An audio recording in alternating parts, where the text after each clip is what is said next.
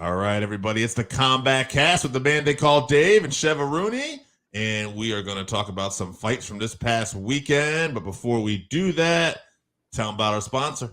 Yes, we'd like to thank our sponsor, Game Up, for supporting the podcast. Game Up makes a thirst-quenching adult beverage with a special blend of electrolytes, fruit punch, orange, lemon lime, and grape. Lemon lime being my favorite, Dave. Absolutely. And it's only 110 calories per can. So enjoy with no guilt. Chevy, tell people what we got coming up. All right. June 1st, we're back with UFC pay-per-views. UFC 302, Makhachev versus Dustin Poirier. Dustin's probable last chance at getting a belt. Tough matchup, but Sean Strickland and Costa on that card as well. It's a good card. Then June 8th. His last fight, too. Right.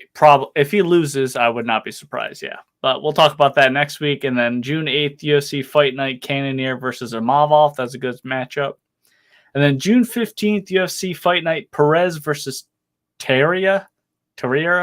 I don't remember how to pronounce the guy's name. But we'll also be talking about a new fight that just got announced, a boxing fight, Anderson Silva versus Chael Sonnen. Yeah. And, well, let's get right into boxing then. There was a huge heavyweight fight this past weekend, Usyk versus Fury. And, Chevy, you got to see it. I saw highlights. It looked like a hell of a fight. This Tyson Fury guy, man, whether he's fighting people you would think he should dominate or whether he's fighting people you don't think he's going to win, he just seems to fight to his opponent's level, and there's always drama. Yeah, it was a tremendous fight. Very back and forth. I only watched it once, so for me, anyway, it's hard to score a fight especially boxing because they have so many rounds. But it ended up being a split decision win for Usyk, and I thought that was fair. But obviously, the biggest moment in the fight was round 9. I don't know if you've seen highlights of this at all, but he basically battered Fury around, and Fury was held up by the ropes multiple times, ended up getting a knockdown rule because he was held up by the ropes. So the ref probably arguably should have stopped the fight as a knockout because Tyson was clearly out, but he said that he got knocked down by using the ropes to stay up, and he survived and continued on in the fight. We know what he did against Wilder when he got knocked basically out and rose like the Undertaker on the 10 count or whatever, but he didn't quite take over like he did in that Wilder fight afterwards. Those last 4 rounds, typical of Usyk, were where he really shined. So I guess there's going to be a rematch, but now I've heard that maybe Fury doesn't want the rematch, but we'll see. I think that's just a money play. I think we'll see another one of these guys fighting again. Probably is. I'd like to see Fury and Joshua at this point, too, just because now they're at a point where Joshua's coming off the wins. Fury's got his first loss, and it feels like it makes a little more sense right now. And that's a fight I've always wanted to see, especially do it over in the UK. I think the atmosphere would be electric. Still a huge, big money fight as well. Right. So there's a couple different things you can go there. And, hey, good for heavyweight boxing. You know, you got an undisputed heavyweight champion right now. First time in 25 years, I believe, that there's an undisputed heavyweight champion. Yeah. Insanity. But yeah, I tried to watch this fight. I got home a little late. I didn't get to see any fights this weekend we were talking about. Big goose egg for me again this week. But I did make an effort. I could not find a stream, and I wasn't going to pay that much money, especially in the middle of a card. But when I saw highlights, ESPN was talking about Fury taking over, because it was showing Fury ducking around, getting some body shot. And then when I got home, it was about that 9th round. And so I immediately tried to find the stream. I couldn't find one at that point, and I didn't want to waste more time. So I found these people that were covering it, and they were talking about that round. And out of like the 4 people, I think 3 of them had it at a draw, and 1 person had it for Usyk by a round. So, again, super close fight from everybody I talked to. The highlights I saw were great. I'm going to definitely go out of my way to see this fight because I love heavyweight boxing when it's done this way. Tyson Fury has really been him and Wild, since that first Wilder fight, I feel like they've done what they could to put heavyweight boxing back on the map. Yeah, it was great. Also, a great night for boxing overall because obviously the fight was incredible. They walked out at a reasonable time, close to the time they said they were going to walk, which is unheard of in boxing. Yeah. And although the fight was very close, I thought they made the right decision. A split decision for Usyk, I thought, was a good decision. So there's not a lot of people crying about how, boxing is corrupt and all this and that. So, excellent night for boxing. This is their last couple of years has been a real resurgence for the sport. So it's great to see them back. All right. So that was some good news. It was great eating. Let's have some bad news right now, though. Unfortunately, Khalil Roundtree had posted on social media that he had taken a banned substance that he wasn't aware of due to good faith he had with a company. And he's looking into this right now, but because of everything going on, he got ahead of the situation. He's not going to be able to fight Jamal Hill. Right. He was scheduled to fight Jamal at UFC 303. He had a contract, I believe, with a supplement company where they sent him tailored supplements. Yes. And he found out that at one point there was something in there that it's not performance enhancing, but it is on the banned substance list. So he immediately contacted and informed the UFC brass and Jeff Nowitzki. Yeah. So he is out and suspended currently, I believe, but he's, trying to show that it wasn't intentional, which will reduce his ban, I'm sure.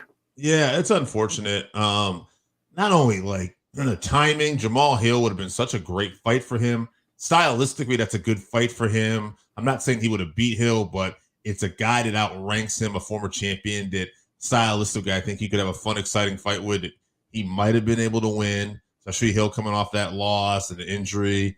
And it would have been on the same card as Conor McGregor and Michael Chandler, so there would have been a huge, huge spotlight on him. And if he wins that, he probably gets a title shot, or he's up there and talks for a title shot. So he's up there, and it could be a star-making performance. And again, Alex Perreira is another guy too that I think stylistically he'd be a fun fight for. So it's unfortunate. This could not have been worse timing for something like this to happen. Right. It's also, I know Jamal Hill wants to get right back in there.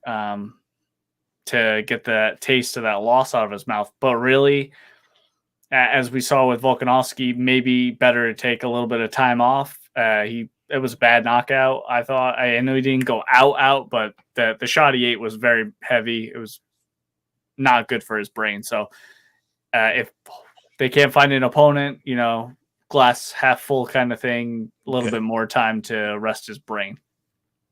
Absolutely. All right. On that note, let's get to the main event and co-main event that I did not see this weekend, but Chevy's going to tell us about it.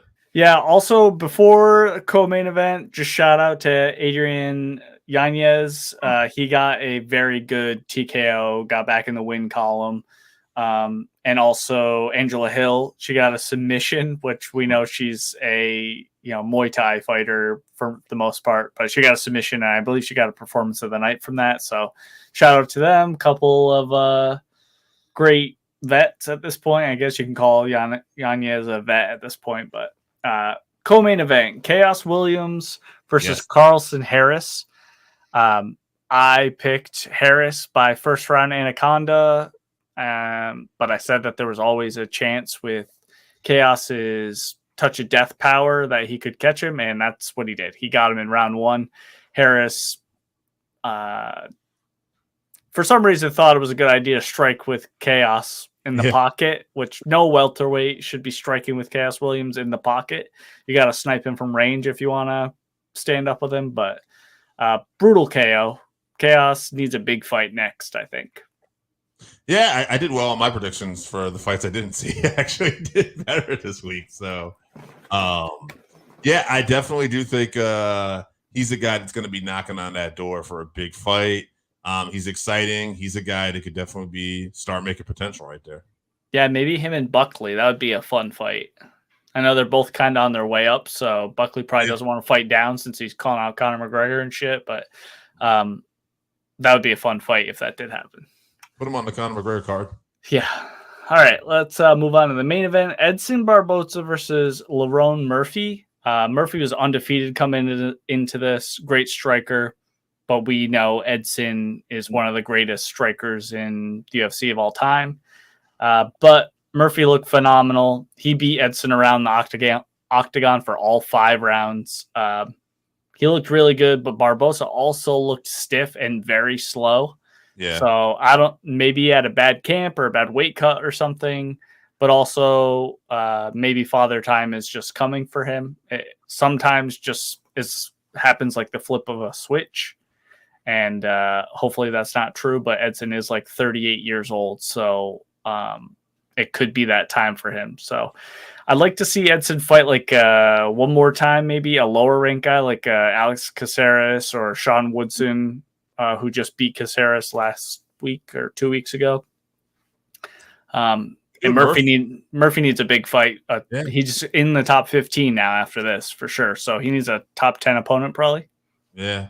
Be interesting to see where you could run. I mean, I wouldn't want to put him in there with too high a rank guy yet. You're not looking at like your Yairs or Ortegas yet.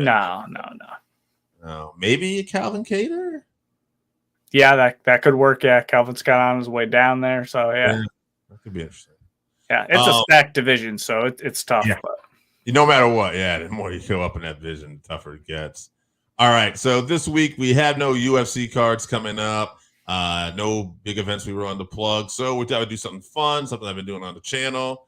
And we're looking at potential dream fights, if we could take people at their prime. And for this particular fight, I'm also going to throw in the caveat of light heavyweight, because Anderson Silva has fought at light heavyweight. So it's Alex Perreira versus Anderson Silva at light heavyweight. Who would win if they're both in their prime? I will tell you right now, styles make fights. And although I think Anderson Silva, just because of his experience, would be favored, I like Alex Perreira in this contest at light heavyweight because he's so big, hits so hard, and I just think that he'd be too dangerous at this point. Now, that being said, if this got to the ground somehow, I think Silva could definitely tap him out, and he could still knock him out too. But I just like the style of Perreira at light heavyweight. Middleweight, he might be a little too sunken down and susceptible to get knocked out. Yeah. When you first mentioned this, I was thinking middleweight for sure. And I was leaning towards the Spider. Absolutely. I think he did his best work there. But at light heavyweight, I think I have to agree with you. I think Alex is proficient enough and technical enough to, be able to stand and set traps with Anderson and not walk into so many traps. Both guys are kind of counter fighters, but Anderson puts himself in danger much more.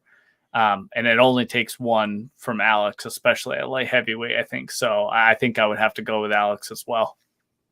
Absolutely. Absolutely. I mean, again, it's the styles and it's the size and it's that weight class. And we've seen it in other divisions over the years that some guys, they go down in weight class and they really struggle. They think they're going to be awesome at it, but they can't do it. And then some guys, they go up and they think they're going to be awesome at that. And then, no, those guys hit a lot harder and a lot heavier, Anderson, though, to his credit, this is a guy who was successful at middleweight and light heavyweight. But, again, I just don't think, his best success was at that middleweight. Right. I think the level of competition and the level of the athletes at this point is just higher. So it's tougher when you are looking back. Although Anderson is one of the greatest, if not the greatest of all time, in his prime. I think Alex is a tough matchup for him in either weight class. But yeah, it's just that style. But all right, guys, that's going to be it for this weekend. We got a Memorial Day weekend coming up here, and we want to get ready because me and Chevy are going to be busy. So, guys, thank you for tuning in. And one more time, Chevy, tell people what we got coming up. All right, June 1st, UFC 302, Makhachev versus Poirier for the lightweight belt. And then June 8th, UFC Fight Night, Cannonier versus Imavov. And then June 15th, UFC Fight Night Perez versus Perreira. And we'll also be talking a little bit about Anderson Silva versus Chael Sonnen in a boxing match. All right, guys. So stuff coming up in boxing MMA. Enjoy. And until next time, drink some Game Up. If you haven't tried Game Up, then you are missing out. Imagine your favorite seltzer and your favorite sports drink had a baby, but it's way better than that. Each can is 110 calories, low carb, 4.9 ABV. It's a nice light drink that is not light on flavor. Game Up comes in fruit punch, orange, lemon, lime, and grape. Pick it up at drinkgameup.com.